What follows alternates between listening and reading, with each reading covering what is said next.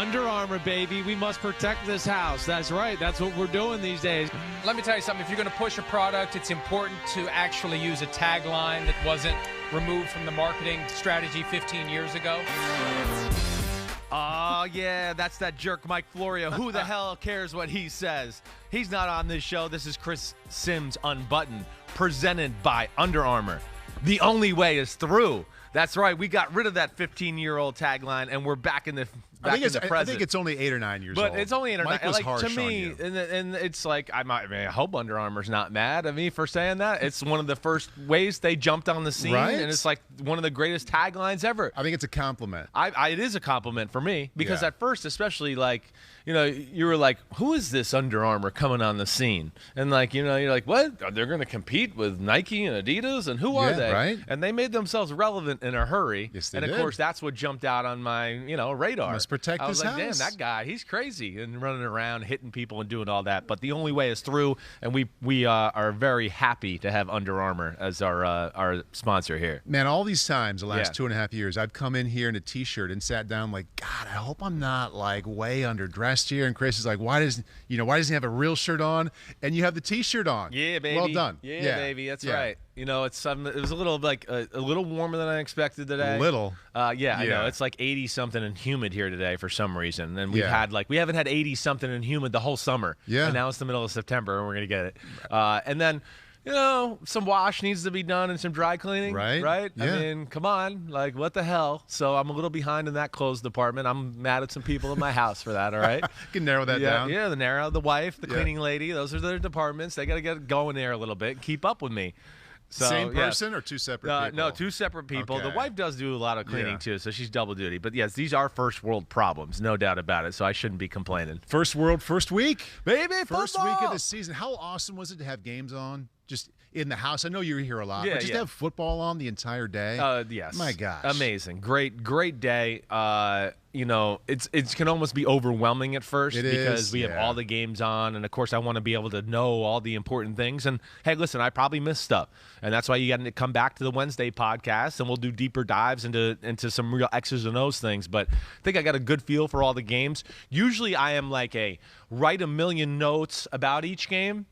I took a little different approach yesterday, and I actually think I liked it better. What is it? Well, I just watched. Instead of watched. trying to write things down, I'm like, wait, I got a pretty good memory. I'm kind of famous for my recall. Yeah. And being able to You feel remember like things. your command right now is as good as it would have been if you would have written it down? Yeah, I do. I feel like sometimes Good I write pivot stuff then. down and I lose sight of like I'm writing, and then all of a sudden like what happened, and I'm always writing. So I just kept my eyes on the screen a little bit more. You know what else happens when you write things down, as I have 95 pages of shit I've written down, is that then you count on being able to find it. Yeah, right. And it's like you're never going to find it in the moment. So if you don't write it down, if you know you're counting on your mind and your recall, maybe that's better. No, it is better. Sometimes when you write it down, too, you're right. You have this agenda of, like, I want to get to this, I know this, that's and this. in there somewhere. Right, or I missed something. Yeah. And, no, I got a real good feel for all the games for the most part.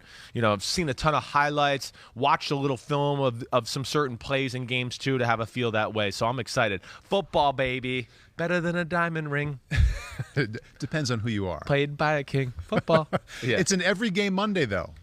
Monday, we hit every single game baby. during the season. We have a potpourri of all the Sims signature segments. Damn okay, victory lap, self-scout thyself. Yes, right. Yeah, we got it all. We're going to hit it all. I think there's a little theme to hit on in just about every game we go through.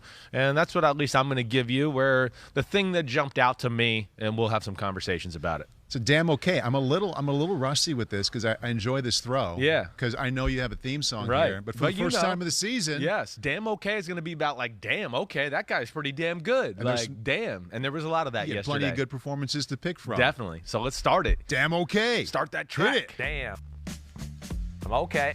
Damn. Damn. I'm okay. Yeah, no, I mean, yes, I'm okay. The legal gambleizing. Oh, baby. I am Chris Sims. I'm okay. Damn. Okay. I really still feel like that's an Eminem song.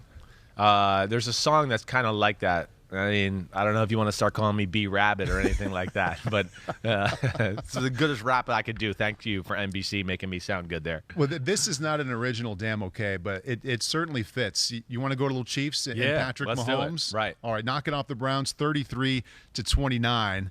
And it was kind of a tale of two halves. Yes. Cleveland, and now that I'm in the predicting game and I said the Browns are going to be a Super Bowl team, I felt 10 feet tall in that first half. Sure. I was like, the Browns, I know what I'm doing. These guys are good. You shouldn't feel any worse about that. No? I don't. After yesterday, I still feel good about putting Cleveland in the Super Bowl. I do too. They do. There's a lot of good things. You could see they give the Chiefs a lot of problems in a lot of ways. Hey, it's one thing to be as good as the Chiefs or we're shooting for them. It's another thing to actually beat them and conquer them. And Cleveland's still a young team as far as being battle-tested that way. They kind of just found their way at the end of last year. But, man, they pose some problems. Here's one thing that always jumps out to me, and this will continue to be a problem. Their ability to run the football and be so dominant up front at the line of scrimmage takes away some of Steve Spagnuolo's creativity on the back end. He's famous for disguising this and, wait, we took away the run game. Now we got him throwing the ball, and now I have a million different coverages and disguises, and you're going to be all screwed up. But he gets a little handcuffed in this matchup because Cleveland can run on anybody. I would be shocked if really any team all year really slows them down. But then what happened in the second half? Well, second half, listen, they shot themselves in the foot a few times, right? Yeah, they got some Kansas City went on some long drives, got it going together, Again, I'd have to go back and watch the film of some of the specifics of why some of the drives didn't continue. But I never really felt like, again, even in the second half, they were up, 29-20 late in the third quarter. Am I right about that? Is it somewhere in there? Hey, it's fourth quarter, But, yes, you start off the first half with Mahomes, catching on fire and going on a 7-minute drive, right? And then they went, I can't remember exactly, maybe 3 and out or 6 and out. The Chiefs got the ball back again, got a field goal. And then, the Cleveland Browns answered back with a long drive themselves. But here's the thing to me, the number one banner statement. Cleveland Browns, this is where you drop the ball. Not on your offense, it's your defense. And then here's the main reason. And anybody who watched my Picks podcast with Florio, this is the reason I picked the Chiefs. They had no plan for Tyreek Hill in the playoff game last year. And they treated him like a normal pedestrian yesterday. It's the Chiefs, everybody. Cleveland. They throw to 2 people, Tyreek Hill and Travis Kelce. There was no game plan. There was so many plays where I just saw Tyreek Hill get in the slot and get free releases. Nobody jam him. No disruption of his route or any of that. No, hey, it's 3rd and 7. Let's double Kelce here and do something out at the side of the box of our defense. Like, Cleveland is not good enough on defense yet to go, this is what we do, and we're just going to do what we do. No, that's the 2013 Seahawks, the 2019 49ers. Okay, they can do that. Cleveland's not at that status yet, and that, to me, is where they dropped the ball more than anything, Paul. As long as we're thinking that way about the Cleveland defense, what they did or, better yet, did not do. This is from ZC12. He says, how does Browns DC Joe Woods get the personnel to defend the pass for Cleveland, but then doesn't use them and plays 3 linebackers against Mahomes? Yeah, listen, I have no problem with the 3 linebackers. They had, they got some athletes at linebacker, so I don't think it's necessarily worried about that. But you can't just go, again, that's what I'm talking about. Exactly right. There's got to be you got to throw a curveball at the Chiefs every now and then. I understand, hey, you got a base defense that's really good. You believe in the scheme. That's really cool. But if it's play after play after play, Reed is going to call the right play at some point. Mahomes is going to check to the right thing at the line of scrimmage and then get them in the right play to where they're going to burn that. You got to do something outside the box just every now and then to go, hey, we've been doing this. Hey, look, we're still doing it. We're still doing it. And then he says set hut, and you go, oh, man, they dropped somebody out, and they got somebody doubling Kelce, and then they got a guy on top of them too. There was none of that. There has to be more game plan specific stuff in their attack on the defensive side of the ball, especially to beat teams like the Chiefs. For as much as you wanted to see a better plan, a more specific plan against Tyreek Hill, one play really changed that game. Yes. With Patrick Mahomes, and hey, it was a phenomenal athletic play by Mahomes. He does it 5 or 6 times a game. Rolling to the right, flings the ball about 50 yards. Yeah, crappy throw, really. It was a crappy throw. Right. And so it was Johnson at safety, well, right? There we go. If he just turns around and plays the ball, that ball was more easily, when it was halfway there, more easily intercepted than received by Tyreek Hill. If he just turns around and sees it, it's coming right to him. I know. It's if he makes DBs, that play, they win the game. Well, probably. DBs though. I know. And if they could catch and read the ball, they'd be playing offense. Probably. But here's the other. You're just think about what you're saying. Just think about what you're saying. First off, he's going. Wait, why is Tyreek Hill so on top of me right away? Nobody's disrupted him. And why is he the only guy on the best receiver in football as safety 50 yards down the field? See, so John Johnson, listen, yeah, we'd like him to make the play better. Yeah. The actual crappy throw and the ball being thrown behind him helped Hill and Mahomes. He's trying to run to a spot. Hey, the ball was underthrown and behind. Hill gets to react quicker, right? And Johnson, of course, is trying to give 105%, 110% of his speed because he knows he's not as fast as Tyreek Hill. Right. The real problem there would be, why was he put in that position to be 50 yards down the field against, Tyreek Hill? That would be my question. I would go to Joe Woods. I got a lot of respect for Joe Woods, but that's where I go, man, if you want to beat them in the divisional or the AFC Championship game, those are things they gotta correct a little bit. I mean, come on. You had all offseason to get ready. It's the last team you played, and you let the two guys that went off in the divisional game go off again to start the season. Yeah. And there was no different approach. I know you got Clowney and Owusu Koromoa and some better players, but still, this is an all-time special offense and quarterback, and for you to think you're just going to do what you do, that doesn't fly with me. I think it is special in quarterback. Pete, Kristen, can we run this graphic on Mahomes? I saw it a little bit yesterday, but it is worth seeing again. It's insanity. This is phenomenal. He's played 11 games in September in his career, 35 touchdowns, 0 interceptions, and they haven't lost. That's just stupid. You add up picks and games lost in 11 games in that month, 0. That's amazing. It's impossible. No, it's impossible. Well, I mean, come on, we're seeing an all-time great already. Let's just enjoy it. Right? Let's not debate. This is an all-time great. An all-time great. And then Andy Reid, of course, we know he's always special for a few new tricks and his repertoire, or, he's famous for coming off bye weeks and winning those games. So I think it speaks, one, to, they always have a few new wrinkles. They played a lot in the preseason, so they hit the ground running. There's no oh, wait, we got to get used to football again, like we saw maybe Aaron Rodgers in Green Bay, Great point. right? Yeah. So that's another aspect, and then of course just their pure talent is going to jump up on people early in the year, to where teams got to get a feel again for what they do, how they play, how fast these guys are, and then teams will continue to reassess as they go along. But hey, Cleveland, man, Baker Mayfield played amazing. I know he threw the interception. Yeah. But he made a lot of big-time, high-level throws throughout the game. The first half was so much fun to watch with how courageous the play calling was. People were saying, he's just trying to keep up with the Chiefs. I think it was more Stefanski's belief in his quarterback and his system, no matter who they're playing. Definitely. I agree. They're going to attack this year. Yeah. They're going to run. They have confidence in their run game, and I think they got confidence that Baker really has a good feel for the offense, knows what he's doing. And you're right. They're not trying to keep up with the Chiefs. You're going to see that every week all they're year just playing from them. the way they're going to play. That's exactly right, Paul. I think they are. And, hey, the second half, again, still – it wasn't easy. It's the damn Chiefs. Right. You knew they're going to make their run. And you go, like I said, 3 and out after a long series like that. You make a turnover. The stupid punter drops the ball. That's how you'll lose a football game in the fourth quarter to one of the better teams in football. So still, I think a lot of positives to really build on for their football team. And I would think it only gets better, even on the defensive side of the ball. Let's not forget, there's some new pieces there, too, who are getting used to this system. Nothing but positives for the NFC West, Yeah. as they will take over here the damn okay. Before you get into what you liked about Russell Wilson in the Seahawks win over the Colts 28-16, his numbers, just 18 out of 23, 254, 4 touchdowns, no picks, and the highlights were fantastic. These weren't easy throws. Deep balls right on the money. Russell Wilson deserves this spot here. Yeah, he does. Damn, okay. Let Russ cook. Here we go again. Shane Waldron, again, I think the way the offense looked, and that's another one I'm excited to kind of just break down on film. But, I'm an idiot for picking the Colts to upset the Seahawks in this one. I did. I thought they might win a close one, and be able to throw some new wrinkles out of the Seahawks defense. 2 things jump out to me about this game. First off is what you said. Damn, Russell Wilson and Tyler Lockett and, DK Metcalf. I don't know if there's a better, I want to say trio or dual threat at the wide receiver position right now to 2 guys where you just go, they can go to the house on any given play. Yep. Wilson's ability to be on the money with deep balls is as good as anybody in the sport. I think that's the first thing that just jumps out to me.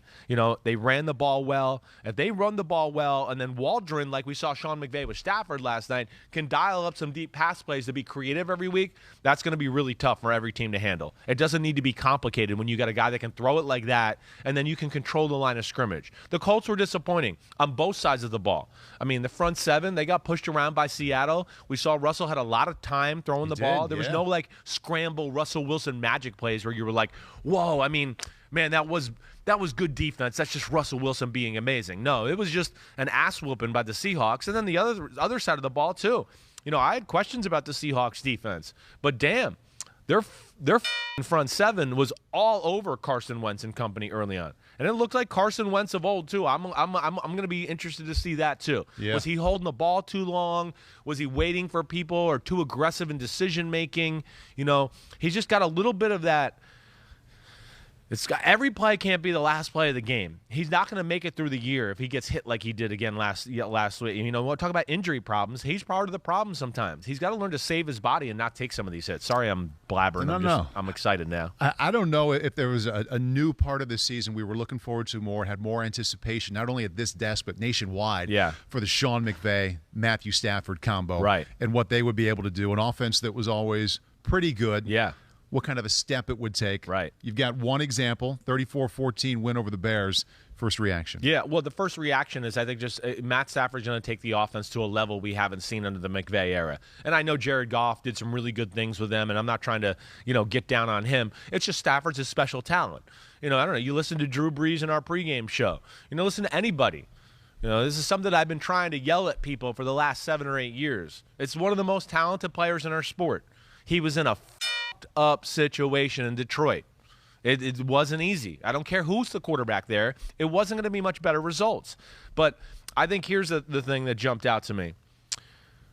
In the past, when the Rams couldn't run the ball, they struggled in general because it just didn't. So if they couldn't run the ball, then of course the bootlegs and the play actions weren't there to the same capacity. And Goff wasn't going to make high-level wow-type throws, in those type of moments where, hey, the run game's not working, and now I got to make some plays happen. We saw last night without the run game, the play-action pass was still really effective because you could call a whole different variety of plays with Matthew Stafford. And then I think the last thing that really jumped out to me is, even when they went through little spurts of running and play action might not have been its best, the drop-back pass game is going to be a real element of their offense. I mean, just the Cooper Kupp touchdown down the middle. Yeah. Stafford is going to help McVay out because Stafford's been around a lot of, it has been some good drop-back pass offenses, right? To where he's going to go, wait, McVay, hey, Sean, we used to do this in empty. We used to do this in 4 wides. It's a pretty good play. I'm comfortable with it. He'll teach Sean, and Sean will go, that makes sense. I like it. You like it. I like it. Let's do it. And I think it's only going to grow their offense, too. It's going to be a killer combo. I thought they kept it in check, too, with the play calling. I mean, you think about the places on the field Stafford can get it that McVay's never had. We saw it early in the game. Yeah. That when he threw 65, 70 yards in the air, just a little flick. The first big pass of the game. Such an example of what we talked about the last few months. Where he can put the ball on the field where they couldn't get it to these last few years. So, number one. Yep. But then they didn't go crazy with it. Yeah. I mean, I wouldn't have been surprised to see McVay throw it 48, 50 times. He was 20 out of 26. Yeah. Very efficient, very under control. Yeah. It's McVay. McVay really knows how to manage a football game. And I think he probably knew, this defensive front for Chicago is pretty good. We're not going to be able to just dominate them in the running game. They've had issues the last 3 years against Chicago. If you really go back and watch the film, I mean, they lost the Super Bowl year in Chicago. And even the last 2 years, the Rams have beat the Bears, but it hasn't been easy. The Bears are a size team. The Rams are a speed and quickness team. So sometimes it's a tough matchup for them that way. But, yeah, McVay does a good job of, I'm frustrated. It's not working all the way. Let's just throw everything at them. That's how you lose a game. Now Stafford throws an interception or somebody gets strip sack fumbled or something. So he always plays within himself. He realizes that he's got a good defense too. He's not going to panic on one side of the ball when he knows, wait, there's another offense over there that's not that good, and I got studs on defense. And he plays it the right way. And that's why they win a lot of close games. I know this game wasn't close, but that's why they do. In this damn okay list, we have 5 names here, Chris. 4 quarterbacks, the 1 non-quarterback. Yeah. We stay in the NFC West. Deebo Samuel, 49ers beat the Lions 41-33. How about 9 catches for $189? I mean, Deebo is he's a baller. There's no other way to say it. A baller, and maybe as important to that offense as anybody on their team. You know, I know George Kittle's a star and everything like that, but it's Deebo does all the other things. Deebo's a great run blocker. Deebo with the reverses and speed sweeps is special. Deebo is fearless over the middle. Over the middle. I mean, you know, I know why Shanahan likes him. Shanahan likes any guy that has no hesitation, right? He wants guys to run like their pants are on fire and run through the wall. You got to run through the wall to get a first down here, run through the wall. He's got a whole team of those type of guys. And you see Deebo Samuel, he catches balls over the middle and just rips them out of the air. He doesn't even wait for it to get him. He rips it out of the air so he can go and make moves right away. You know, just that aspect. Of course, the one-on-one ball that he caught against Jeff Okudah. I mean, that was, you know, Garoppolo under pressure, just throwing it up, going, wait, I got a one-on-one matchup. Let me see if my guy can make a play. He makes a play and does that. Now, he had the fumble at the end of the game, which was a great call by Shanahan on 3rd and 12 to ice the game. And he just got to have a better feel for, like, oh, there's the sticks. I got the first down. Let me protect the ball and kind of go down. He tried to get a little greedy and go too far. Trey Flowers punched it out and gave the Lions a chance to, you know, steal the game or at least tie the game in a game they really had no business being in. We devoted so much of the offseason talking about Jimmy Garoppolo. Yeah. I want to hear your thoughts on his 17 out of 25, 314, 1 touchdown, no pick performance. Well, it looked like, you know, this is the Jimmy Garoppolo 49ers of the Super Bowl run, what we saw yesterday. I mean, the first thing is we know when Shanahan gets the run game going like that, it's just like good luck whoever playing him, because now he's got the run game going. Now he's exposing people at the second level, and Garoppolo is phenomenal at throwing the ball over the middle of the field and making quick decisions and getting the ball out of his hands quickly off of play action or even the quick drop back pass game. Hey, I'll say it all the time. The 49ers, I don't know why people don't crowd the middle of the field more. They don't throw the ball outside the numbers. But, man, Shanahan's genius is just special that way. It really is. And, you know, I think yesterday, you know, I know they blew the lead, but, you know, the team we saw up 38-10 is the real team. They blew them out. Yeah, they blew them out. They took the foot off the gas and then, you know, prevent defense and, okay, we're going to be a little more conservative on offense. And, yeah, they had a few problems, missed the onside kick, and that let Detroit – this is the NFL. Listen, in 2 or 3 mistakes, a team can get back in the game, and that's kind of what we saw there. But I still think, this is a special football team and more close to the 38-10 team than the 41-33 team. Game before this, we talked about the Bears. So I want to bring in Justin Fields, the little bit of the role he played there, tied in with Trey Lance. Again, the kind of small role he played as both coaches sprinkled in the rookie quarterbacks. Question from @DRaju. He says, what's your take on San Francisco and Chicago throwing in the rookie quarterbacks here and there throughout the game? Should there be pushback from Jimmy and Andy? How much does it affect their rhythm? No, listen, I don't think Andy can push back much at all. Jimmy can have a ground to stand on to maybe push back. Yeah. You know, but I think at this point right now, he could probably feel pretty comfortable in that he's the guy, and Trey Lance is going to be a guy that they just throw in to screw with the defense every now and then. You know, even just touchdown pass Trey Lance through. It's a great, that's Shanahan genius. You're thinking, it's Trey Lance. They're going to do a run or some quarterback run. And then, of course, what does he do? He sends some motion, and they fake the run. And, okay, off that action, you think the backside receiver is usually going to run a shallow cross or something like, he puts the brakes on, he goes back out, he's wide open, easy touchdown. So that's great. You know, so I feel differently about the 49ers and their situation. Garoppolo's the quarterback. I don't think you can trust Trey Lance yet from what I saw in the preseason. And I got no inside info in this, so don't everybody think like, oh, he's talking to Kyle. You know, people like say things to like my dad and things like, we think your son's a mouthpiece for the 49 for Shanahan. Yeah, I haven't spoken very highly about his 3rd pick of the draft the whole training camp. You think he's telling me to say that? How stupid is everybody? Yeah, he's telling me the most crucial pick of his career. Like, yeah, bring some question marks up about my number 3 pick. Did he ever call you and say, hey, can you lay off my pick No, a he bit? didn't. He didn't. That's what's cool, too. He lets me be me. He's never been like, I think he knows I'm going to evaluate it for myself, and he's not going to influence me anyway. So that's what I appreciate about my friend Kyle, without a doubt. But that situation to me is different. That's where, okay, they don't need Trey Lance necessarily. It's a nice wrinkle, and he's raw. Okay, now with Justin Fields and that thing, that's a different animal to me. I mean, you know my answers to some of that.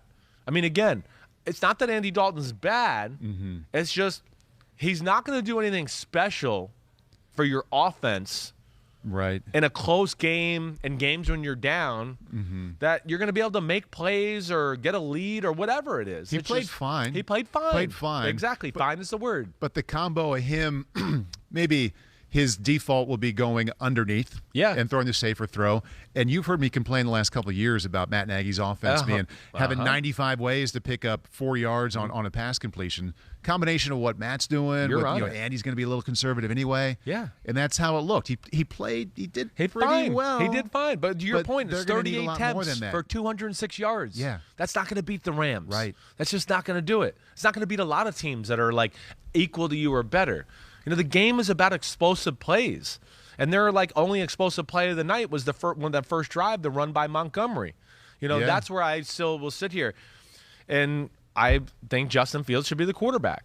Right now. Again, Andy, we have offensive line protection. You'd make the switch right now. I would. Andy Dalton, he knows, the offense. What about last night? What part of that could Justin Fields not do? I understand he might have not made every right decision, but I don't go like, man, Andy Dalton threw the 6-yard hitch route.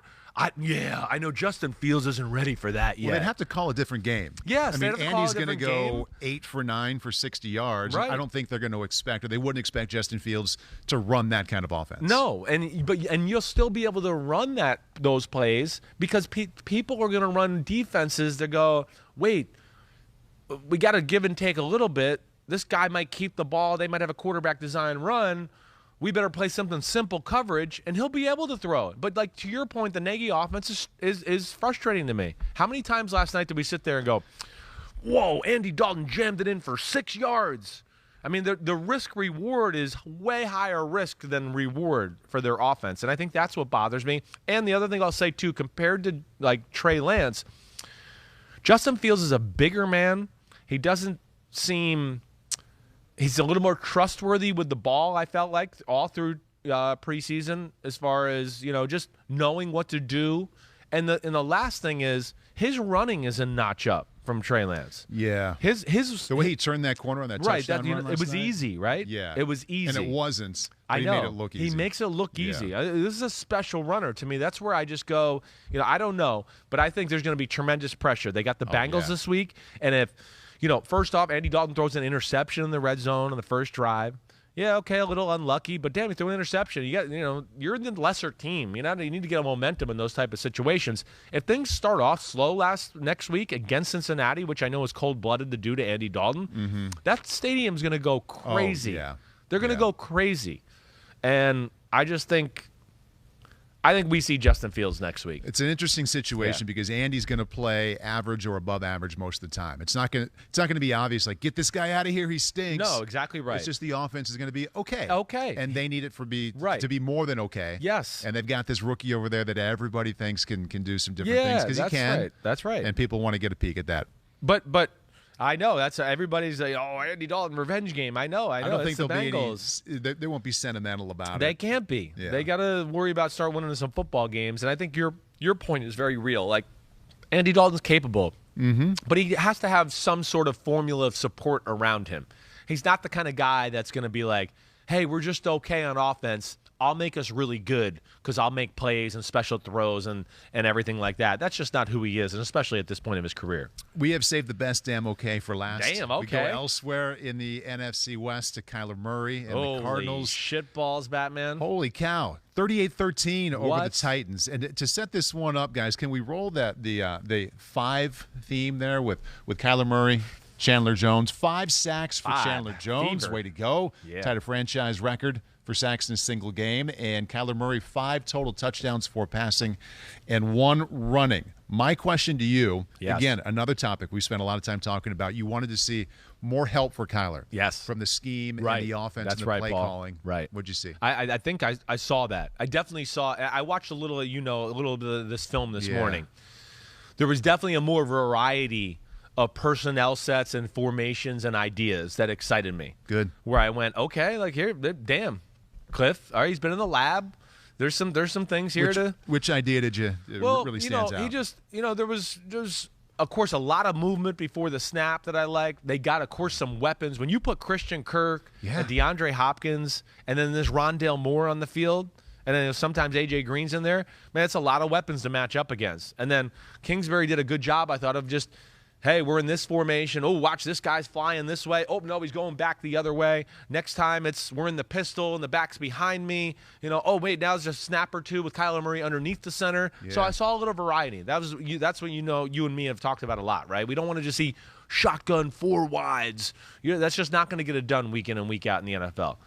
So the offense off to a good start. The number one thing that jumped out to me, and besides Kyler Murray just being an absolute freak show, is they might have something with their offensive line this year. I mean, that was to me the number one thing. When I went back and watched the film, I went, whoa, protection was like elite. It was phenomenal. They couldn't get even close to Kyler Murray with the 4-man rush. I mean, he had a wall of red around him, nobody around him.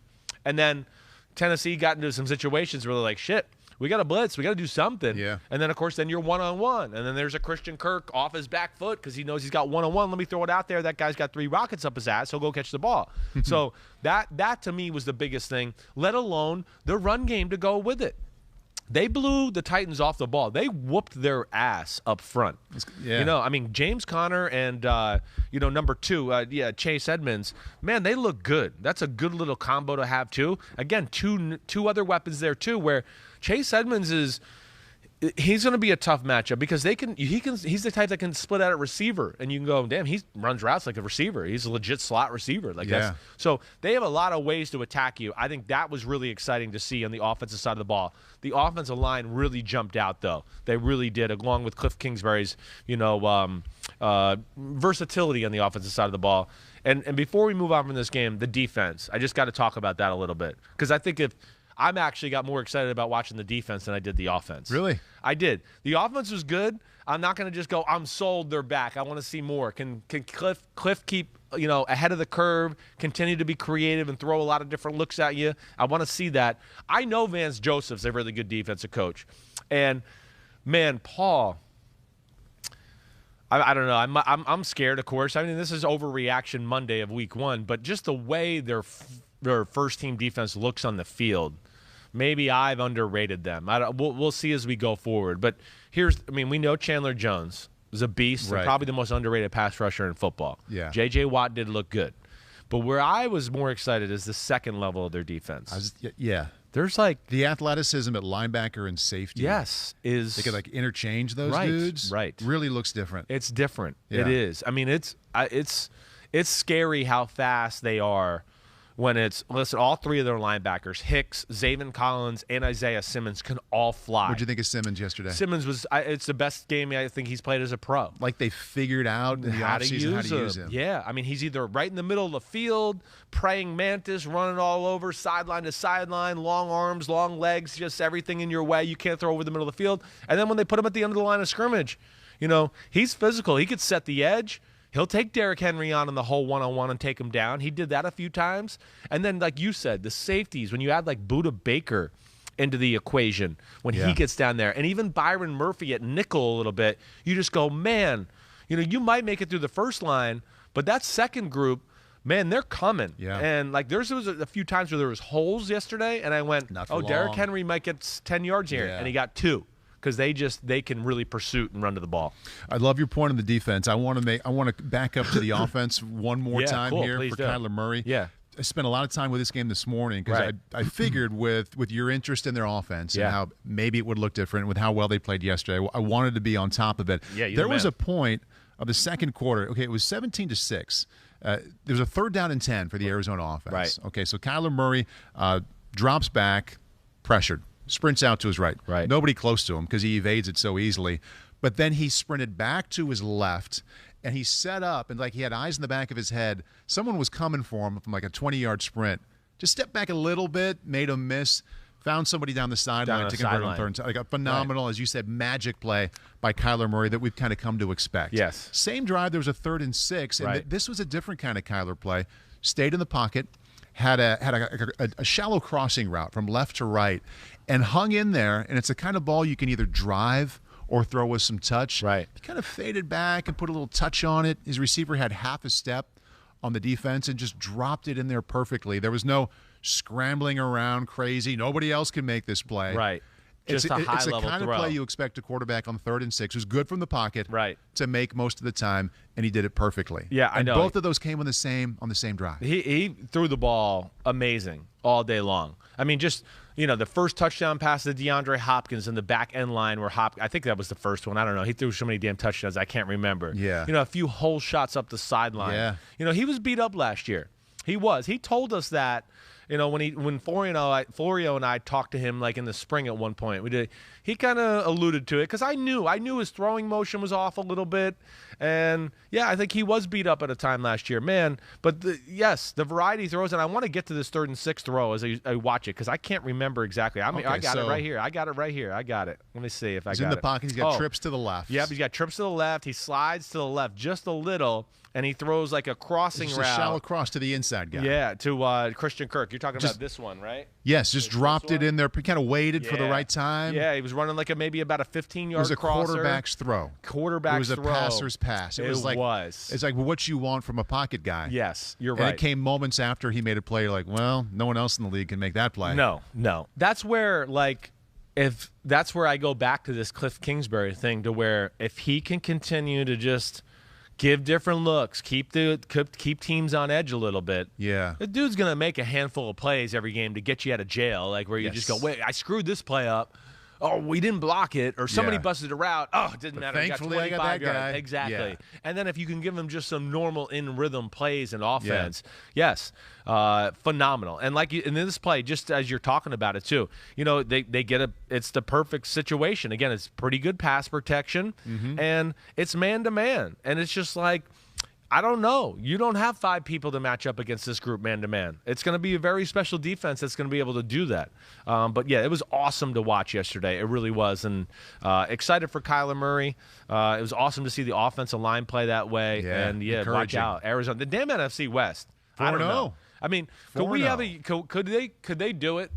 Could they do it where all 4 teams end up going to the playoffs? I mean, we just kind of had this conversation a week or two ago when we were going through the over-unders. I know. I got to the NFC West, I'm like, I feel like everyone's going to hit the over. I mean, except Arizona. It's I know. Right? We put them in them last the easily. back seat. Yeah. But it's things would have to shake out the right way. A lot of other teams would have to lose, I think, for 4 teams in the same division. But, yeah, you got the Saints and Bucks good. That's going to be really hard. I don't know. Maybe the way it looked yesterday, maybe nobody from the NFC North should be able to go to the playoffs. Gosh. We're going to get there. Yeah. We're going to get there. Let's make the turn now. Cool. From damn okay to the old self-scout thyself. Where did you f*** up the season already, Sims, in week 1? And I should have mentioned this at the top. It's so easy to overreact in week 1 because we've been waiting for football for so long. Yeah. It was so much fun to have the fans out. That amplifies our feeling. So we try to have some perspective while reacting the way everybody else is reacting today to all the things that stood out. So self-scout thyself. Josh Allen, your number 2 quarterback. Right. Bills didn't score a touchdown the second half. Yep. They scored 1 on offense the entire game. Got upset by the Steelers at home 23-16. Yeah. A disappointing start. Right. Any reason to worry about a regression there? No, listen, this is one where I'm self-scouting myself, and I would just say I'm not going to overreact here yet. Yeah, it was. Listen, Pittsburgh's not the defense you always want to play week 1. They do a lot of crazy shit. However, yeah, they blitzed on the dropback 2 out of 54 plays yesterday. Doesn't mean they weren't doing crazy shit in the back end. That's confuse them. Yes, but that's they weren't aggressive with the blitz. Smart. I mean, well, why? Why blitz? Why let Josh Allen make the blitzer miss, and now you have one less guy down the field covering? So I think that is a smart game plan. You got T.J. Watt, you got Cam Hayward, you got guys that should be able to at least get around him and, not let them sit there all day long. Buffalo controlled this game for the most part until about the third quarter. They had plenty of chances. Allen was a little off, certainly. This is definitely a game I'm going to go back and watch because I want to see some of the coverages and things they were doing. But Allen was a little off. The receivers dropped some big balls in a few moments. I mean, whether it was Emmanuel Sanders on one of the last drives of the game, Cole Beasley dropped a few balls. I mean, for one, he had one that was like a third down. It was like a 25-yard crosser he dropped. So they didn't, as a whole, play their best offensively. And, I guess to me the turning point of the game was one thing. They had the ball many times, at least 2 or 3 times, up 10-6, and couldn't quite just get into field goal territory or get down there to score a touchdown. Their defense was playing phenomenal. I mean, really, Pittsburgh had shown everything was work. They have the fourth down, and I don't know where it was at, Pete. I'm going to say it's at like the Pittsburgh 46 or 45. They're just over midfield. They had 4th and 1, and he threw the little toss out to the left to Singletary. They were this is a play we'll probably break down on Wednesday because it needs to be broken down. It wasn't the proper look to run that play is what I basically want to say. It's 10-6 there, and the game was never the same after that. That's where the game changed because now they got a short field, and Big Ben and company went on a 4-play, 52-yard drive, got a little momentum, and then that next series, now it's, of course, 13-10.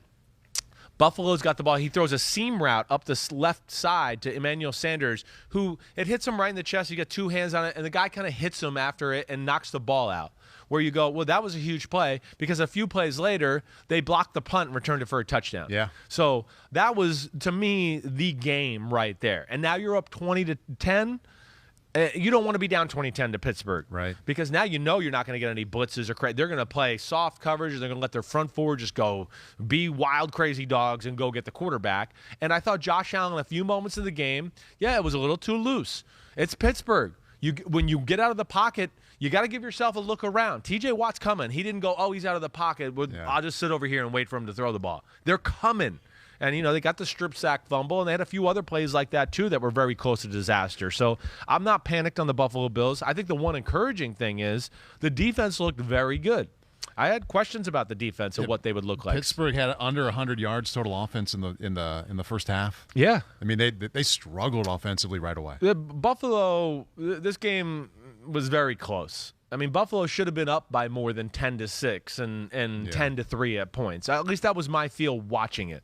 The stats even say, and again, I know I'm not always about the stats, but I think it's still fair to say they kind of controlled the flow of the football game for about almost 3 quarters, at least 2.5, 3 quarters of the game, and then the fourth quarter, Pittsburgh kind of took over from there. While they were controlling it, they weren't scoring.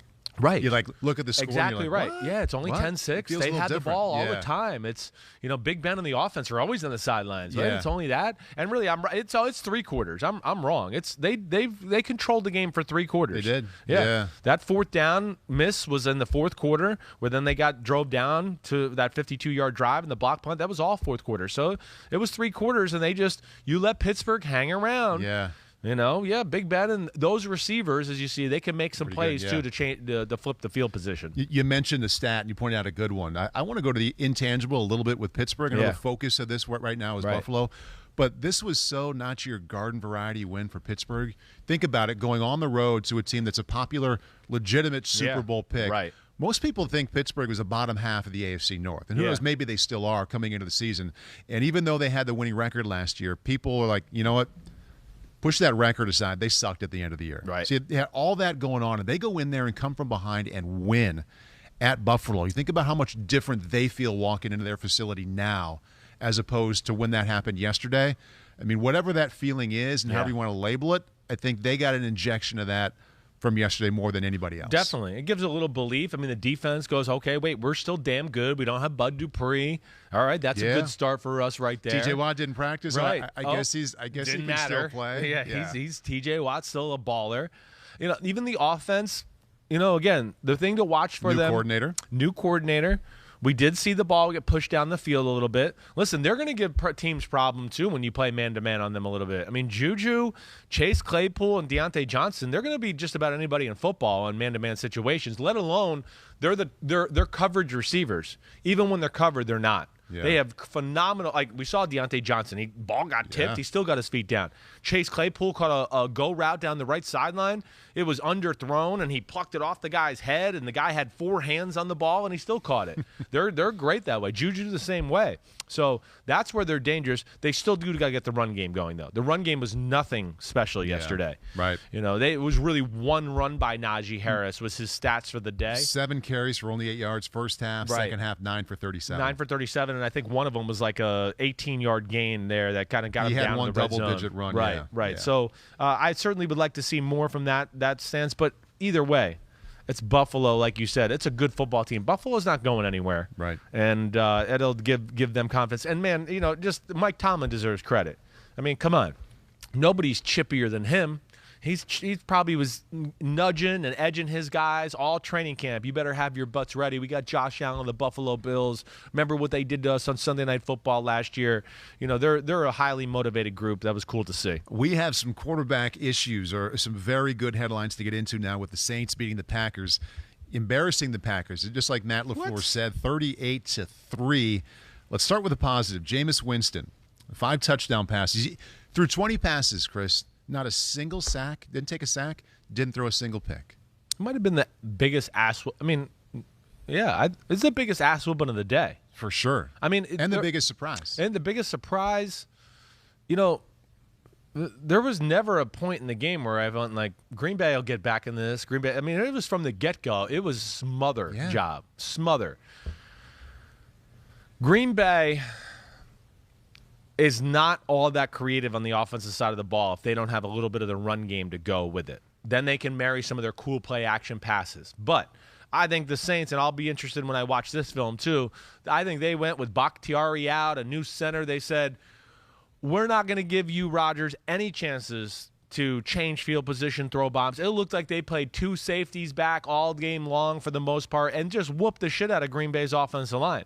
So Green Bay couldn't run the ball. And listen, again, I'm not trying to give any excuses for Aaron Rodgers and company, but please go back and watch the game just from what I saw, of course, and I know I'm watching other games and everything, but I didn't see an open receiver all game long. Victor Tossi sees it the same way. He asks, it seemed like the Green Bay receivers were never open. No. Was the Saints D or the Green Bay offense more responsible? The Packers' offensive scheme and drop-back pass game is not a special thing to me. It never has been. Even back to McCarthy, but even here with LaFleur, I've never been like, LaFleur brings some of that Shanahan play action. We're going to run the ball. He's good in that department. But when it gets to straight drop back, to me, it's too reliant on 12. It's just like basic concepts and, hey, 12, throw it in there. And, just against a team like the Saints, who's pissed off at the world and everyone's writing them off because there's no Drew Brees. Yeah, they were all over it. I did not see anything. And I'm not trying to make excuses for Rodgers or anything like that. Right. Devontae Adams, every time they showed him in a clip down the field, there was a guy underneath him and a guy over the top of him. I mean, they were just all over. Some of the completions Rodgers made, I went, holy shit, that guy was so covered. It's unbelievable they got that in there. But this is such a drop-off. And I know it's week 1, and we're pointing out, hey, don't overreact to anything. Right. But this is the MVP last year. Yeah, I know. This is the highest scoring offense in the league last year. Yeah. 3 points, I mean, why didn't they get shut out? I mean, that's how bad they looked. Yeah, it was. It was that bad. I don't know. We're going to see where it goes. Yeah. We are. I mean, again, I'm not like panicking on the Packers, but hey, off-season turmoil, all that shit you go through, another NFC championship letdown. Zadarius Smith not happy with his contract situation. I mean, they got a lot of issues. And, we'll see. And then they met a team that, was motivated, understood the scheme, and I think a tough matchup for them, all together. And Jameis Winston played awesome. Right. I don't want to get into the Saints here. Yeah. One more question about the Packers.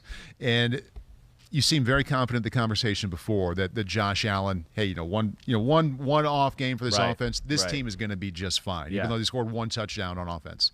Do you have the same level of confidence that the Packers after a horrible Game 1 performance, will be okay as the season gets longer? I mean, okay, but I'm not going to say I feel as confident about the Buffalo. I mean, as the Buffalo Bills. I'm more confident in Buffalo's ability to get through this. I think they're under, and we had a big conversation about this last week, was like 10.5? Right, I think so. And we were like, holy shit, of course they're going to blow past 10.5 wins. Right. Would you back off that at all?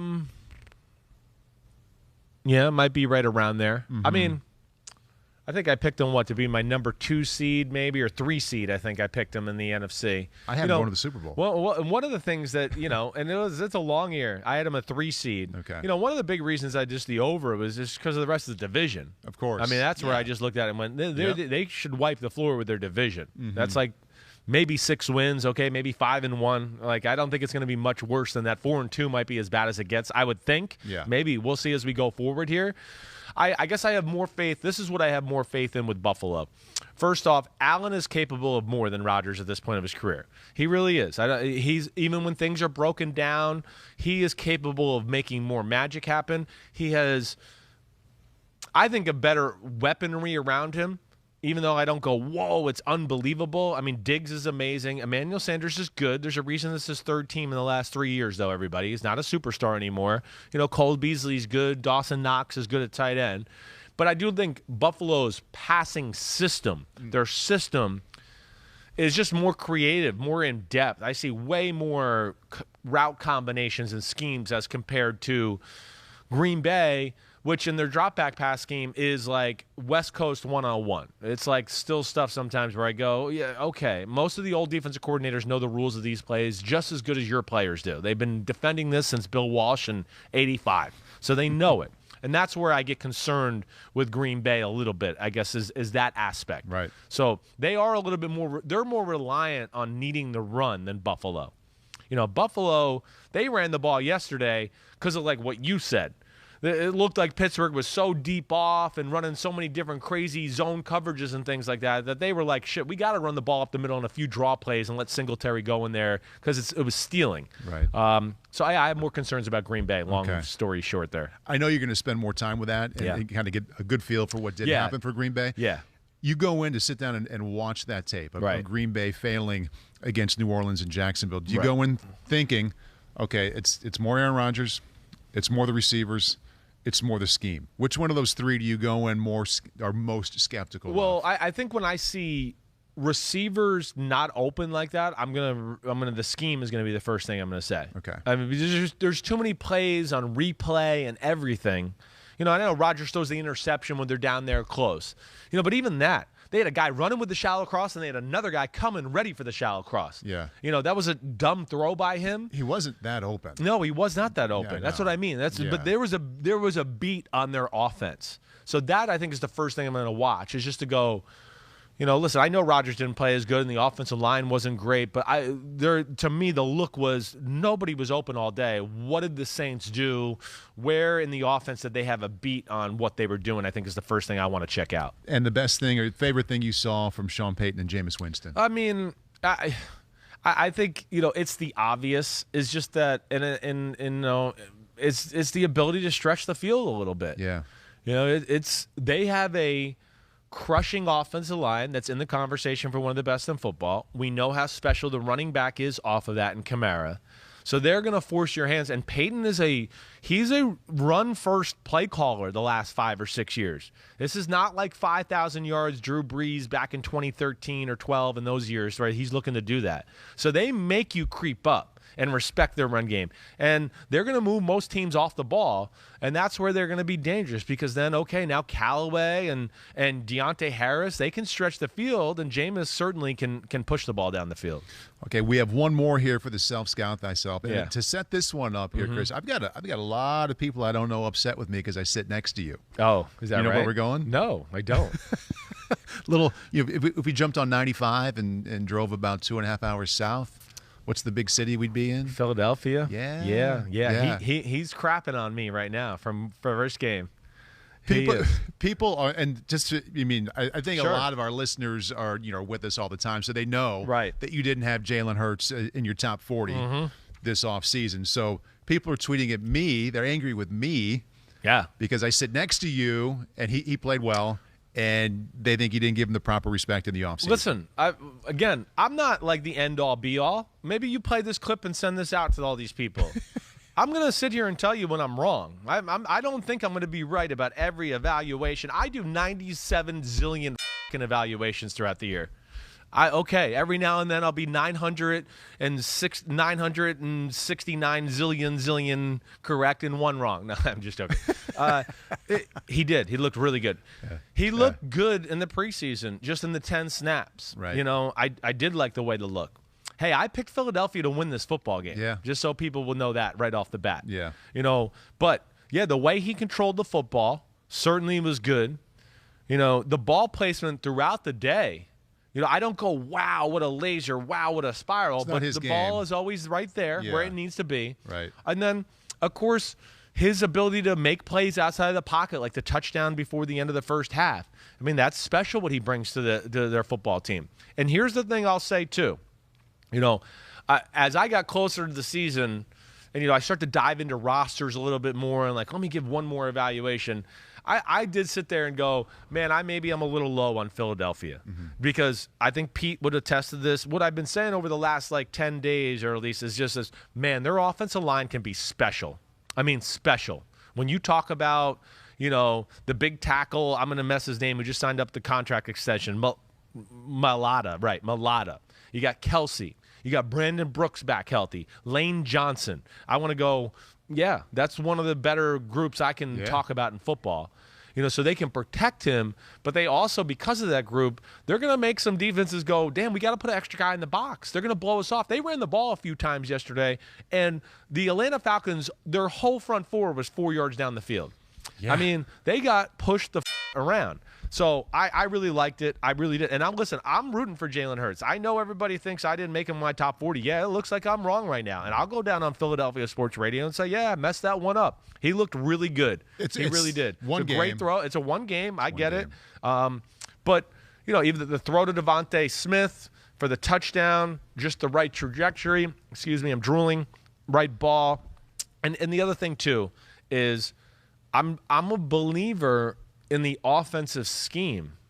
You know, I'm a huge Shane Steichen fan, the offensive coordinator there, who came from the Chargers last year with Justin Herbert. I'm a huge fan of his. Like, to me, he is going to be a head coach here in the next few years. And then Nick Sirianni, I'm the same way. You know, I didn't love his first few press conferences with the team. Right. I went to like, well, that was a little weird. But what I've known from him on the offensive side of the ball, I like that too. So if they can have a little element of creativity and then dominate the line of scrimmage like they did yesterday, Philadelphia might be able to surprise some people. And that goes to their defense too. Their D-line is another unit where I went, I think I might have underrated, you know, how they're going to be able to push people around on both sides of the ball. And you saw yesterday, Falcons aren't ready for Tennessee Titans Derrick Henry football yet. They're not built for it. They got their asses whooped. Matt Ryan was under duress. And, you know, it's going to be – I think it's going to be a tough year for the Falcons. I don't see it. One thing I want to point out here from my perspective on this side of the table, and this comes to – I sit here when you rank 1 through 40, and some of them are like, oh, that's pretty low, or that's pretty high. Yeah. One thing he does is put in the work, but the second thing is he's happy for everybody's success. Yeah, I know that from being around him for the last 3 years. So as much as people get angry, and let's just talk in the abstract about any kind of ranking, whether it's Jalen Hurts or anybody being too high or too low, I know that you go home and feel good about these guys when they play. You feel happy for them because you have a perspective on how difficult it is to do that. Definitely. So, I mean, keep that in mind as you pat him on the back or hate him, whatever it is. I know that you are happy for these guys when they do well. I really am. I'll tell you the other aspect that I love. Jalen Hurts is like, he's a leader of men. That's where it jumps out to me about him. Like, his quotes, I want to be like, sometimes I want to be like, do you have a quote book that you're reading? And like, he makes these just like where you're like, are you 34? Like, in this wise? Yeah. Like, he just has a great way about him. He's never too up. He's never too down. You know, when he gets asked the right question, it's always the right answer. I always go, guy gets it. He just gets it. And, you know, he just doesn't let much affect him. Deshaun Watson's going to get traded. He doesn't give a crap. He just keeps going. He's just going to keep fighting just like he did from Alabama to Oklahoma, and here he is now, and he's improved himself in a short time as far as a passer, and we'll see if he can keep it rolling. The quarterback packages, the stories came in yesterday, pretty darn good. We move on to Trevor Lawrence and Zach Wilson and their debuts yesterday. Let's take a look numerically at what these guys got done. So, boy, Trevor Lawrence had to throw it 51 times. There was a lot of good. There was a lot of not good. His team kind of, the Jacksonville got upset. I guess you can say upset by the Texans. I know. Yeah. And Zach Wilson started out really slow. I thought he had some really impressive moments later in the game. Let's start with Trevor Lawrence. 3 touchdowns, 3 picks, a lot of yards, a lot of bad plays. Is this going to be kind of his rookie season? Yes, it is. Get used to this. It's going to be a year where he's going to throw maybe 25 touchdown passes and 25 interceptions. They're not going to run the ball consistently good on anybody. He's raw. Urban Meyer, like we've talked about, is getting used to the football. And listen, honestly, I'm not going to sit here. They prove me wrong, but the offensive coordinators and the people designing the offense down there in Jacksonville, I need to see more too. I've never been like, oh, Darrell Bevell, watch out. Oh, Brian Schottenheimer, watch out. I like Schottenheimer, some of the run stuff. You've heard me say that before. And I have respect for both of those guys. But, yeah, I've never been blown away by the creativity of their offenses either way. And that, to me, is another thing that, we got to continue to evaluate along with the Trevor Lawrence thing. Trevor Lawrence physically looks good. It's fine. It's just going to be rough. They got a lot of new things going on there. That was the dumbest pick of my weekend. I'll show you my other notebook. I had the Texans winning the game. I got on the podcast with Florio on Friday morning. He got in your head. He started talking, and I went, man, Texans have been dysfunctional. Maybe Urban Meyer is going to do something special here. That was such a stupid pick. I mean, the Texans say what you want. They still got a lot of pros, and people have been around for a long time, and there's some things that you can go,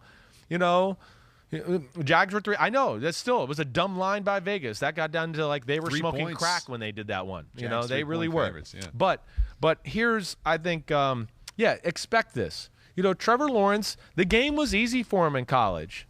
Not only because he was talented, but he was always on the best team. Yeah. So he's going to take some lumps, and he's going to have to learn a little bit. I don't want to say to manage the game, but just, manage the game to a degree. Hey, it's 17-7. You're on your own 6-yard line. It's 2nd and 9. You don't need to force a 20-yard out route when the corner's dropped 18 yards already.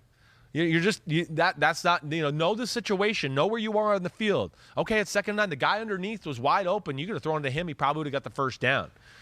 Just things like that throughout the game. Where, he'll learn, but there's a lot on his shoulders, and there's a lot of newness there in that Jacksonville team. I think you're going to see a lot of this all year long. Still, though, I'm not, panicked about him. Right. Physically, he's the real deal. Yeah, he's the real deal. It's going to be about the rest of the team and everybody helping him out, and he's just going to grow as a player, and Jacksonville's going to take their lumps this year. Say it again, Pete. Yes. Oh, Zachary Wilson. Zach Wilson. The Panthers beat the Jets 19-14. So Zach Wilson, the finishing numbers 20 out of 37, 256, 2 touchdowns and a pick. He started out 2 for 10. Yeah. First half was a struggle. Right. Second half, you're sit up in your chair and a little bit that's what we saw. Yeah. To make him the 2nd overall pick. Well, Carolina's going to be good on defense. The people are going to learn that. I'll be shocked. I mean, again, I'll self-scout thyself in 5 weeks if I'm wrong about that one. But I would be shocked if they're not a pain in the ass for everybody, really. I mean, their front 4 is good. Their second-level linebackers are good. The 2 safeties and J.C. Horn at corner with the other guy, the kid from LSU at the other corner, year 4. He's got 3 rockets up his ass. I'm blanking on his name. I mean, I would be shocked if Carolina's defense isn't a pain in the ass for everybody all year long. I mean, you said it. Yeah, early game was Strugglesville. Okay, yeah. He's playing against a good team. His team's not that good. And they couldn't run the ball a lick. And then you saw the pass protection. I mean, I don't know how much you saw that game. Saw the whole game. The pass protection was brutal. Right. I mean, it was brutal. Not only brutal that they were getting beat man-to-man, but just, again, here's another thing. I need to watch it on film, but felt like they had a jump on the schemes themselves. When they're in this formation, they're going to slide the line this way. And if we kind of just act like we're going to come this way where the slide is coming and then come the other way, we'll screw them. There was a few times where it's like guys are free runners where I think they caught the protection by surprise, and I'm sure they fooled Zach Wilson a handful of times. So, yeah, early on it was a struggle. He throws an interception down the middle, right, to Shaq Thompson. Mm-hmm. He's looking left, and he just kind of comes back right and fires. It's probably been open all preseason, all training camp, but now you got the starters in there. The game's a little different. And Shaq Thompson did a great job. Come on, he got one hand up, he knocked it, and then caught the ball. Yeah. It was a great play. Mm-hmm. But I think your point is where I want to go. I don't care. I didn't expect the Jets to win. I don't expect the Jets to win a whole lot all year long. He still made the most eye-popping throws out of all the rookies. I mean, some of the throws he made in the second half, I don't care what anybody says. Right. Yeah. Were insane. 4th and 8. 4th and 8. Was that the one down the left sideline? Yes. I mean, to Denzel Mims? Yeah. I mean, come on. That's Rodgers. That's Mahomes. I mean, there's not a lot of quarterbacks in football that do that. You got to see him get it to outside the pocket and throw a touchdown to Corey Davis. I think there was a lot of good, if you're a Jets fan, to just go, man, this guy looks the part. Mm-hmm. They're crushed by injuries. Mekhi Becton's down now. Yeah. Elijah Vera Tucker's been hurt. So they got to, find their footing. But I did think it was, impressive just the way he looked. And the most important thing is, man, just some toughness and grit. Like, he was getting his ass beat, and he hung in there and at least gave him a chance at the end of the game. The fact that his second half was that good after his first half was that bad, instead of inversed, I think it makes it even more impressive. Definitely. And I think you told me that Mekhi Becton is an MCL, not an ACL. That's good. So that's good. Okay, so it's that's not good. That's good probably going to news, be, but it's not the worst. It's not end of the year. Not the worst possible It's probably news. 5-6 weeks before he's back. Right. A little unfortunate there. And can we hit on Carolina before we move on to this real quick? Last thing I want to do before turning the page. Yeah, Sam Darnold. Yeah, Sam Liked Darnold. it. I mean, Carolina should have been up by more than 9-0 early on. I mean, this game had total domination. We probably should have been up 20-0, 23-0. They got down in field goal range once, but there's an issue with their field goal kicker, so they punted the ball, and they're at the 30-yard line.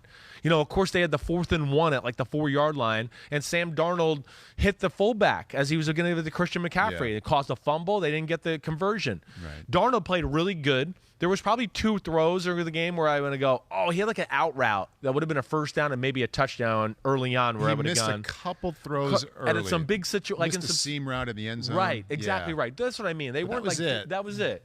They weren't difference-making throws, but you go, if he hit those, this game would have been a little more cushiony and comfortable. Yeah. But either way, he looked good. And you could see I thought so too. McCaffrey and DJ Moore and Robbie Anderson shoving it up the Jets' ass, Sam Darnold. And do you think they love that? I mean, Sam Darnold and Robbie Anderson throwing a deep post for a touchdown against their old team. And if you're a quarterback and you see this time after time again, how do you like McCaffrey against the linebacker? Let me think about that. Okay. Yeah, right. I'll take that for 9 yards again and again and again. Yeah. We'll see. I know I picked Carolina to go to the playoffs, but I think their system fits their offensive skill set. I think they got talent on defense.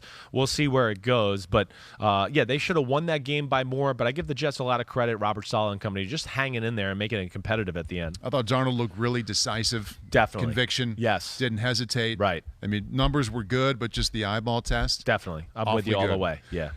Giants. Losing 27-13 to the Broncos. Nice job, Teddy Bridgewater. Nice job, Broncos defense. I want to point out that Daniel Jones, 30 fumbles in 28 games. Only Tony Banks. Remember Tony Banks from Michigan State playing with the Rams? Right. Only Tony Banks had more fumbles in his first 28 games. Another big one there yesterday. What do you think after game one? Well, here's the 2 things that I'll go to right off the bat. I mean, Teddy Bridgewater made 2 amazing. The game was very equal. I think when the score was 27-7, I think it was a little misleading. I mean, Bridgewater's play at the end of the first half to score a touchdown with 7 seconds left. I think it was, let me just get this right. It was a 2-yard pass. He had a little run pass option where it's he could have run maybe. He attacked the line of scrimmage, and then he threw the ball out there to Tim Patrick right in the flat. Listen, that was a great play. It was a huge moment in the game. You hold them to, they're up. The Giants are up 7-3. You go in the halftime at 7-6. It's a total different atmosphere. But then I think the other play, and I'm not going to say this it was a 4th down. And Bridgewater now, they're up 10-7. They go for it down close to the Giants' goal line. I mean, it's a busted play. Bridgewater makes the defense end miss and buys time and throws the ball out to I can't say his name. Okwuegbunam. Okwuegbunam. No disrespect to you. I just have to practice that. I'm sorry, Okwuegbunam. I will get that. But he makes a great play to get in the end zone to go 17-7. Okay, yeah, Denver's controlling things. Giants come down the field, and now we get to the point you're talking about. He makes a nice scramble up the middle. Mm-hmm. You're down by 10 points. I mean, even a field goal, you're going, great, it's 17-10, no big deal. We're playing decent. Our defense is okay. But he fumbles that ball, and that's been his Achilles heel. It's his biggest issue of his career, is just taking care of the football, whether he's in the pocket or whether he runs. And that, to me, was kind of the turning point of the football game. Yeah. Yeah. And I know there was a feeling that he was going to take a big step this year. Right. Once again, only one game. Yes. Denver's defense is good, too. They're really good. Yeah. I think they will be. Do you still feel like Jones is moving in that direction? Yeah. Or? I'm not going to give up on it yet. I'm not. Again, too, Bradley Chubb and Von Miller against that offensive line. I mean, everybody in football knows the Giants' offensive line is an issue. I mean, that's a thing. The first thing, if you talk to anybody in football that's paying attention to the Giants, and I mean in the NFL, coaches, front office, they go, hey, how's that offensive line doing? Is that offensive line as bad as everybody's saying? They couldn't run the ball a lick yesterday, all right? Now you got to deal with Vic Fangio, who knows you can't run the ball and you're going to throw the ball all the time. Listen, it's not going to be easy. And then even into that, hey, the game was 20-7. They had the ball at the 6-yard line, going into the score. They turned the ball over on downs, 4th down and 6 from the goal line. They couldn't punch it in. I mean, you go 20-14 right there. Again, we're in a ball game. So that's where it was a little bit misleading, but they didn't get that. And then, of course, it was the Melvin Gordon 70-yard touchdown around a few plays later, and it was night-night. The Giants are a work in progress, definitely. I mean, there's no doubt. I mean, I don't know how good they're going to be. We'll see. I think they're going to hang around, but they are not good enough right now to make those mistakes. Right. That's what I guess the biggest thing is. Right. And they made some mistakes in some crucial moments of the football game. Every got-to-have-it big moment, Denver made the play and the Giants didn't. And that's not all on Daniel Jones. Daniel Jones certainly we know needs to be better, but it's not all his fault. All right, that's Self-Scout Thyself. We've done damn okay, but we're going to hit for the Chris Sims cycle here today. Oh, so we're baby. going with Victory Lap. Roll it. Whoop. Smells like Victory. victory. Victory is mine. Victory! All right, no victory for the Patriots, but can we claim win? All of us who thought that Mac Jones should have been drafted even higher, that he'd be a success right away after his first performance against the Dolphins. Can you claim victory? Well, I mean, I can claim victory in the fact that, I guess to a degree. Let's watch. I'm not going to overreact to that, but it was consistent with what we saw all preseason. Again, it wasn't eye-popping yesterday, but that was a tough spot. That Dolphins defense is talented. Yeah. They're talented. They have 2 corners that can just go, you, I got you, and you're not going to get open. Right. That's and then they got a pretty good front. And then they got Brian Flores and the whole Patriots staff that knows Josh McDaniels' offense. Tough situation. That Dolphins defense made a lot of quarterbacks look stupid last year. I mean, a lot. Mahomes had issues against them. Jared Goff and the Rams couldn't do anything against them. So that's not like an easy group. But there he was, again, just, playing with it himself. Really, I don't think, other than throwing the ball backwards on a play where he tried to avoid a sack, was the only stupid play he had all day. Didn't throw a pick. 29 out of 39. Had them in field goal range with 3 minutes left to win the game. The game, I don't know if they're going to win it, but they're certainly going to be in the lead, and Tua's going to have to go down and score something. Right. And Harris fumbles. So that's a big issue. But again, I just think for Mac Jones, it's just, he understands the big picture of the game. He makes a lot of just subtle plays in the pocket that maybe you not want to give it credit for when you watch on TV. But if we sat down and watched film, I'd go, man, look at that. Little nice move. What a nice throw there.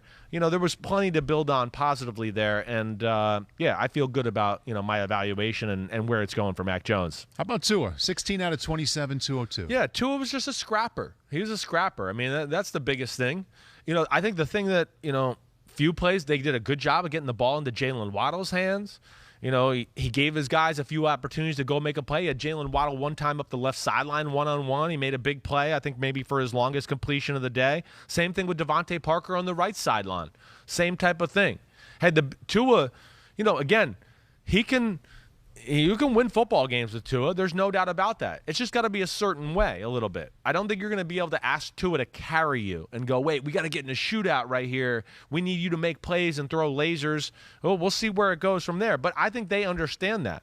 And he did a good job for the most part. The interception was really stupid. I don't know what he was thinking. It was real bad. Escaping to the right. He started to trip and stumble. Now a guy's about to hit him. And he tried to throw the ball to the first down marker. And, of course, it got intercepted and almost cost them the game. Yeah. So that was not the best. But my thing. My thing with Tua going forward, and the thing when I went and just watched them in preseason one more time, was they want to throw the ball down the middle of the field too. And, I think you're going to see more and more teams as they play them. They're going to force him to try to throw the ball outside the numbers because I think people question his arm strength and his ability to kind of, hit the bullseye when he's got to step on the gas and throw a 100-mile-per-hour fastball. But either way, I think the Dolphins are going to be a handful all year long. I didn't pick them to be in the playoffs, but I think they're going to be right here in this conversation all year. Thought it was a super encouraging win for the Chargers against the Washington football team, 2016. Justin Herbert, the focus here. He continues to come through. 31 out of 47, made a lot of great throws. Number of times last year, those kind of numbers led to an exciting watch, but a disappointing loss. Right. This time he did all that and led the team to a win. Yeah, he was he's one of the best pure passers in football. I think I tried to say this to people last year. He's already one of the best 5-6 best throwers in the game right now. There's no doubt. I mean, I'm talking about all of it too.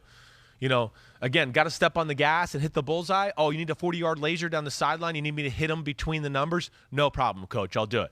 Oh, you need me to, off the back foot, loft the ball perfectly to the back out of the backfield, or the slot receivers running a fade and just drop it in there? No problem, coach. I got it. Oh, wait, he's covered and the defender's got his back turned. You need me to throw a back shoulder on the money? No problem, coach. I got it.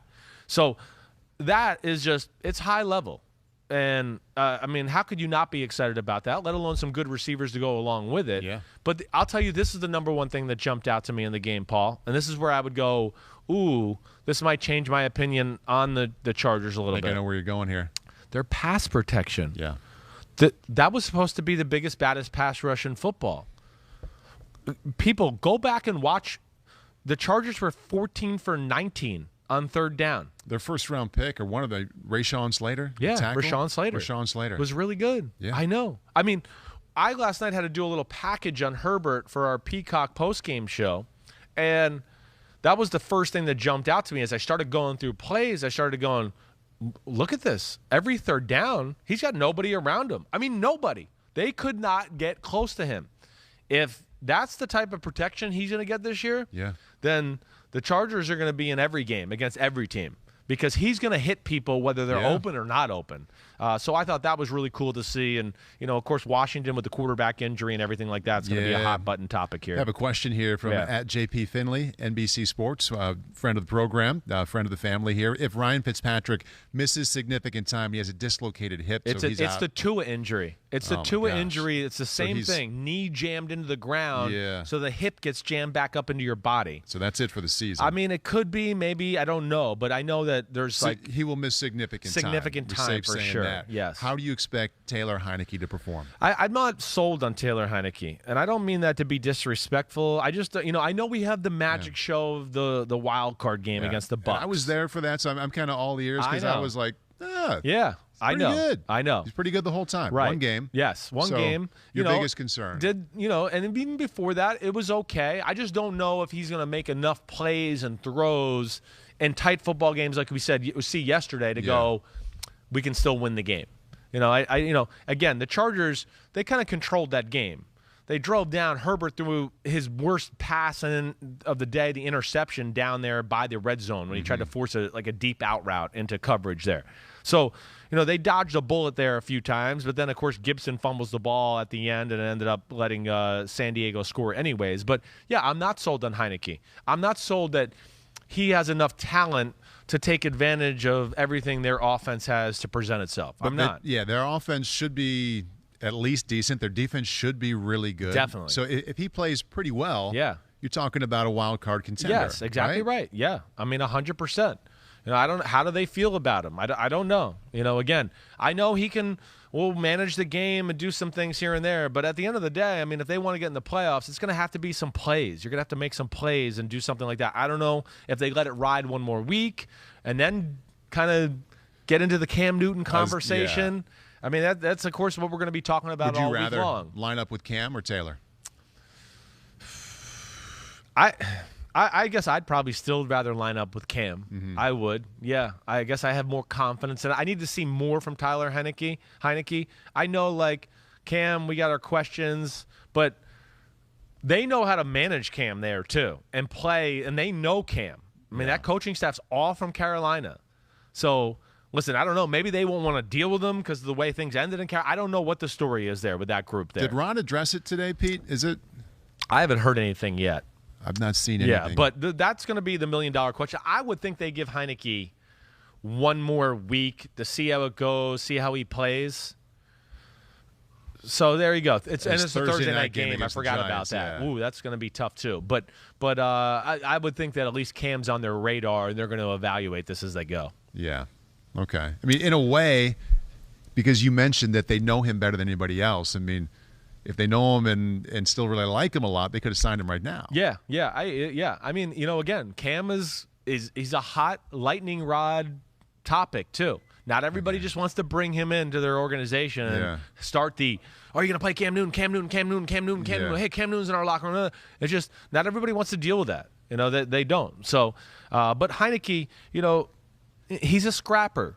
But there's nothing about his game that I look at for me to just go, man, okay, yeah, he's got a chance to be a starter one day. I don't see it that way. Yeah. His biggest throw of the day was to Terry McLaurin, the little ball up the left sideline. Should have been picked. I mean, the ball went right through the two defenders' hands. It was a great catch by McLaurin.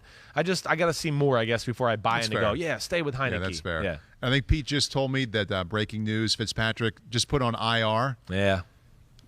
So he's out at least 3 weeks, but if it's a hip, like even close to the 2 injury, I mean, that is very significant. Yeah, time. It's all going to be whether he's got a tear in like the labrum around the hip or anything like that. Like I know Florio last night reported that there was like a little dislocation of that, hip bone or whatever there that came out, which of course is not good. But as long as there's not a tear in the labrum and the cartilage around the hip, then maybe he does get back in 5-6 weeks, something like that. And a victory lap on Jamar Chase. The Bengals beat the Vikings in overtime 27-24. I may as well start with this from Jake. He says, Jamar Chase, ! Clearly the best rookie wideout on Sunday. Everyone was counting him out because of those drops in the preseason. 5 receptions on 7 targets, no drops, 101 yards, and a long touchdown. Yeah, great for Jamar Chase. Right? I mean, to me, I don't know if there was a combination or more pressure in football yesterday than Joe Burrow and Jamar Chase. And that was great to see, especially the 50-yard bomb down the sideline. Hey, listen, I hope people listen to the podcast. It was, concerned, okay, sure, yeah, but it's not like panic time yet. Guy didn't play football last year. He's new to the NFL. Yeah, he got off to a rocky start, and it became a big freaking issue. But as we saw yesterday, he still remembers how to catch the ball, and he still remembers how to run fast. Yeah. And I think it'll only get better. I saw nothing but baller supreme in college to where I'm just not getting off that ship. I mean, there was a reason he was my number one receiver. Yeah. DeVonta Smith and him both got off to a good start yesterday. But, yeah, that was good to see from Jamar Chase. Now, the other thing I'm a little concerned with the Bengals, just a little bit. I mean, Mixon looked awesome.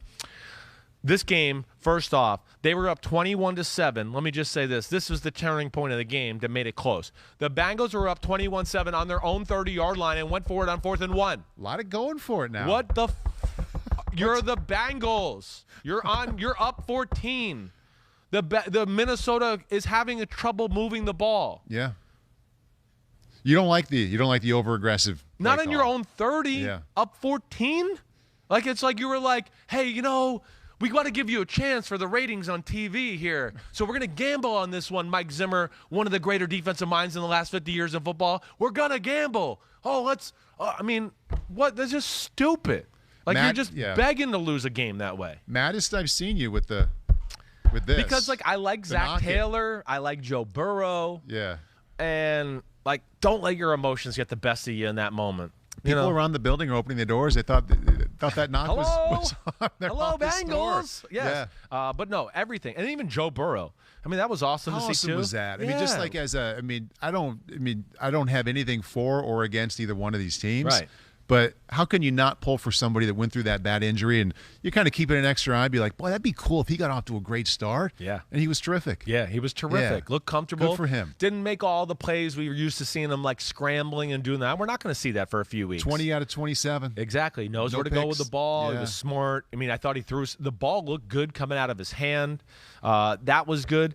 Hey, I thought the Bengals would keep this close. I picked them to cover the spread. The Bengals are big up front, so I thought they could slow down Dalvin Cook in the run game. And I'll say this too. Minnesota got a little unlucky. I don't think Dalvin Cook really fumbled at the end. I think his butt was down.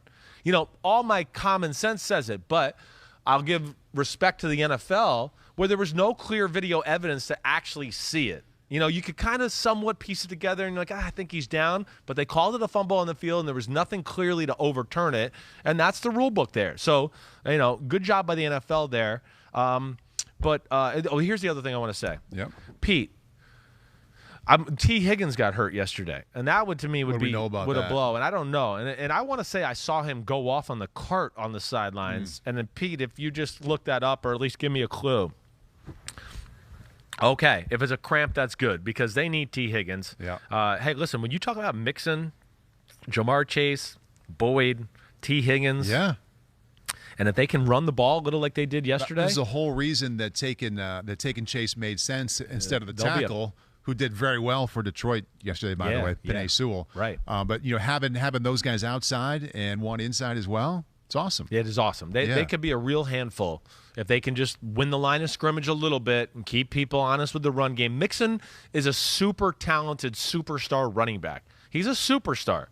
You just, again, if you have no holes, I don't care who you are, it's hard to run for yards where there's no holes and there's a bunch of 300-pound guys in the hole. So he had a few yesterday, and you could see what he could do. He made a lot of great 8 and 7 and 10-yard runs. I'm really happy for the Bengals. They squeaked that one out. You got a quick pick on Ravens tonight? I'm going Ravens. All right. I would have a. I'm a little. I'll say this. I'm expecting Gruden and Carr to have a plan for this Ravens defense. I would be shocked if Gruden doesn't have a lot of good ways to protect, get the ball out of Derek Carr's hands early. There's no Marcus Peters, of course. There's an issue there. My question about Baltimore is, can they rush the passer without overly blitzing? That's going to be a thing I'm going to watch. But, yeah, I'm still going to take the Baltimore Ravens. I don't trust the Raiders' defense. I really don't. I think that's where it comes down to. Based off at the end of last year, yeah. Right. And, Baltimore still, I know we have the running back problems, but they still got a huge, big, powerful offensive line where I got to see it to believe it that the Raiders can hang in there and slow that down. So we'll see. It's a big year for this Raiders defense and see if they can get some growth from some of these young guys and some other guys can maybe pop up and show up on the radar here. That is an every game Monday. Booyah. Pod right there. Woo! Can't wait for the bye week so we can take a few off the list. When do those buys start kicking in? That's not for a while. So we got you back with us Wednesday? I am back. I'm awesome. I'm on a little bit of a streak here. Cool. Yeah. I like it. You're so hot. Wednesday. Want to touch the hiney. So, yes, Paulie's back Wednesday. Yes. We're going to be breaking down some film here. I think we're going to do some deep dives. I've heard of this. Yeah. Is there going to be some visual enhancements? We're going to get on the video board, and we're going to break some shit down. Okay. We're going to get into some of the biggest plays of the week, biggest moments, maybe some themes from some games where I go, this team kept doing this, and look how they couldn't stop it. So, again, send the questions. Any plays? Hey, homies, anybody out there, any plays specifically where you want to know what happened? Like if you're wondering, how did Cooper Kupp get wide open running up the middle of the field with nobody there? How did he? I'll be able to explain it to you. Okay. Tune in Wednesday. It's a good tease. Good question. I'm going to tune in from right here. Yeah. But that's it. Paulie, you the man. Good to see you. Thanks for driving the ship. Absolutely. You the man. Everybody be safe. Be good. Enjoy Monday Night Football. We'll see you back Wednesday for the film breakdown on Chris Sims' Unbuttoned, presented by Under Armour. The only way is through.